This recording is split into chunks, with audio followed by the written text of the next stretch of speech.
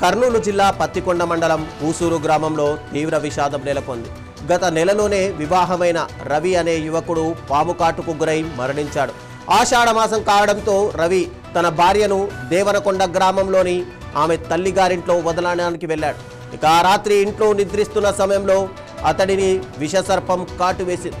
కుటుంబ సభ్యులు వెంటనే గమనించి రవిని దేవనకొండలోని ప్రాథమిక ఆరోగ్య కేంద్రానికి తీసుకెళ్లారు.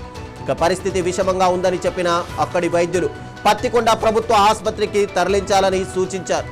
దీంతో హుటాహుటిన రవిని పత్తికొండ ఆసుపత్రికి తరలిస్తుండగా మార్గమధ్యంలోనే ప్రాణాలు విడిచాడు.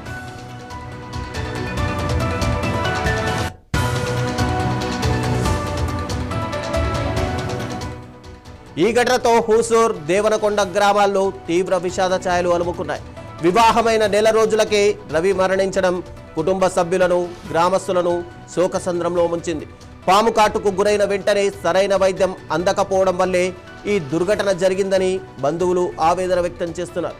ఇక గ్రామీణ ప్రాంతాల్లో వైద్య సేవలను మరింత మెరుగుపరచాల్సిన అవసరం ఉందని ప్రజలు అభిప్రాయపడుతున్నారు.